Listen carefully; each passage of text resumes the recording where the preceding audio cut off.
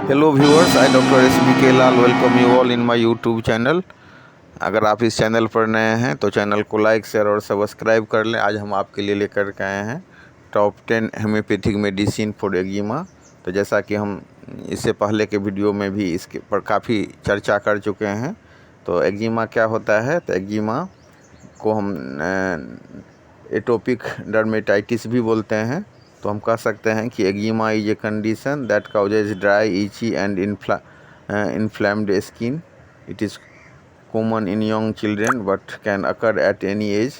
तो त्वचा में लाल, खुजली, चकत्ता जैसा पपड़ी पड़ जाना, रेसेस कम उम्र में भी ये प्रभावित कर सकता है। एलर्जिक या जेनेटिक कोई भी कारण हो सकता है। तो आइए अब शुरू करते हैं इसके होम्योपैथिक ट्रीटमेंट के बारे में। तो सबसे जो टॉप पर मेडिसिन है वो है रसबेनेटा। डॉक्टर क्लार्क के हिसाब से जो सिंपल, एक्यूट, जनरल या लोकल जिस तरह का भी एक्जिमा हो, इस पर रसबेनेटा का बहुत अच्छा प्रभाव है। और रसबेनेटा की उपलब्धता नहीं होने पर हम रस्टक्स का भी यूज कर सकते हैं। और मतलब जो रस्टक्स का त्वचा पर बहुत अच्छा प्रभाव है, लेकिन मतलब जब एक्जिमा का मामला बन रहा हो तो सबसे जो माने अच्छी दवाई है वो रस्टक्स है। इसके बाद नंबर आता है एलुमिना का। इसमें भी त्वचा में एकदम खुश्की रह जाती है, दरार पड़ जाता है और त्वचा भी सख्त हो जाता है। साथ ही खुजलाते खुजलाते हम देख सकते हैं कि वहाँ से खून भी निकल सकता है, फुंसियाँ बन सकती हैं। तो पहले त्वचा को खुजलाना, फिर उसके बाद फुंसी बनना, ये लक्षण अगर हो तो हम एलुमिना का यूज करते हैं और दवा देते। उसके बाद हम चर्चा करते हैं एक दवा सोरिनम का। तो सोरिनम का क्या है कि बहुत सारी दवाइयां हैं जो एक्जिमा के लिए, उन सारे दवाइयों को हम यूज कर चुके हैं और फिर भी लाभ नहीं मिल रहा है।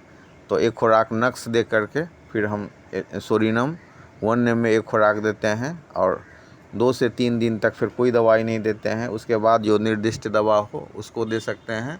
तो इस केस में जबकि सब दवाई दे करके हम थक हार जाते हैं, तो उस कंडीशन में हम सोरिनम का यूज करते हैं। फिर एक दवाई है मेजोरियम।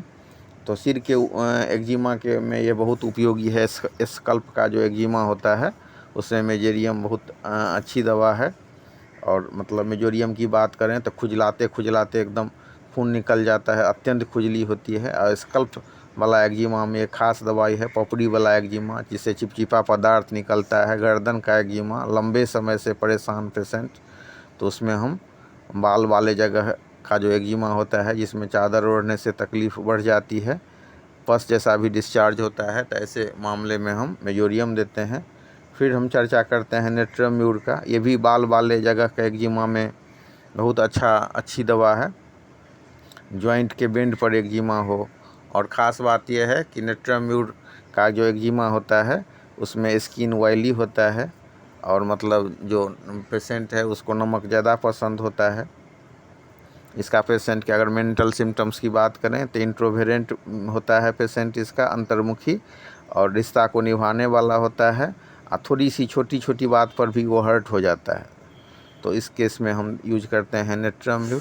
फिर एक दवाई है ग्रेफाइटिस। ग्रेफाइटिस भी वेट एक्जिमा के लिए बहुत अच्छी दवा है, जिसमें गाढ़ा शहद जैसा पीला स्राव होता है। खुजली, कब्ज, wet eczema, sticky and thick discharge, मोटे लोगों का एक्जिमा जिसमें वो कब्ज से मतलब परेशान रहते हैं, स्वभाव से आलसी होते हैं, अनहेल्दी त्वचा रहता है, संकोची मतलब स्वभाव के होते हैं, साई नेचर के होते हैं, लोगों से मिलने जुलने में परेशानी होती है, ठंडा ज़्यादा लगता है। ठंड के समय में एड़ी या हाथ में हम देख सकते हैं कि त्वचा फट भी जाता है। तो ग्रेफाइटिस के मामले में उतना ज़्यादा त्वचा नहीं फटेगा, लेकिन त्वचा फट सकता है। फिर अगला दवाई है हमारा एंटीम-क्रूडम, मोटी पपड़ी को गुलाने वाली दवा है ये। तो उसको भी 30 पावर में हम सुबह शाम चला सकते हैं। फिर एक बहुत ही महत्वपूर्ण दवाई है आर्सेनिक एल्बम। खुजली, जलन, गर्म वस्तुओं के सेवन से आराम, गर्मी से राहत, गर्म पानी से धोने पर आराम मिलना, बेचैनी, चादर ओढ़कर लेटने से आराम, तो इस लक्षण में हम आर्सेनिक एल्बम देते हैं। और फिर ये हम देख सकते हैं कि इसका पेशेंट काफ़ी साफ़ सुथरा रहता है, हर एक चीज़ काम को सही ढंग से करने वाला होता है। फिर अगली दवाई है हमारा सल्फ़र। जैसे हमने आर्सेनिक एल्बम के मामले में देखा कि कैसे उसका पेशेंट साफ़ सुथरा रहता है और गर्मी से उसको राहत मिलती है और शरीर में बर्निंग भी रहता है, तो ऐसे केस में हम आर्सेनिक एल्बम देते हैं। वहीं अगर हम सल्फ़र की बात करें तो सल्फ़र आर्सेनिक एल्बम का ठीक उल्टा होता है। उसका पेशेंट गंदा रहता है या मतलब सफाई के प्रति लापरवाह रहेगा, स्नान करना उसको पसंद नहीं है, दूध पसंद नहीं है और अपने ही मलमूत्र के बदबू से वो परेशान रहता है। गर्मी तक में तकलीफ़ बढ़ जाती है और ठंडा में तकलीफ़ घटती है, लेकिन स्नान करने की प्रवृत्ति नहीं होती है। तो इस केस में हम सल्फ़र देते हैं। फिर एक मेडिसिन है हमारा जो कस्टिकम में भी रफ और स्किन होगा और मतलब सोरनेस भी होगा, तो रूखापन के लिए और सुखापन जिस एक्जिमा में दोनों हो और दूसरे के प्रति जब दया की भावना बहुत हो तो उस केस में हम देते हैं कॉस्टिकम। फिर कान के पीछे का एक्जिमा हो तो एक मेडिसिन है लाइकोपोडियम, लेकिन दवाई में एक दवाई का दूसरे दवाई के साथ जो रिलेशनशिप होता है उसको ध्यान में रखना चाहिए। कुछ दवाई एंटीटोड होता है, उसको नहीं देना चाहिए, या एनिमिकल होता है तो बिल्कुल नहीं देना चाहिए। इन सब बातों को ध्यान में रख करके हम एक्जिमा का बहुत बढ़िया से इलाज कर सकते हैं। और होम्योपैथी दवाई में वो शक्ति है कि आपका एक्जिमा धीरे धीरे ठीक हो जाएगा। तो इस दवाओं का प्रॉपर वे में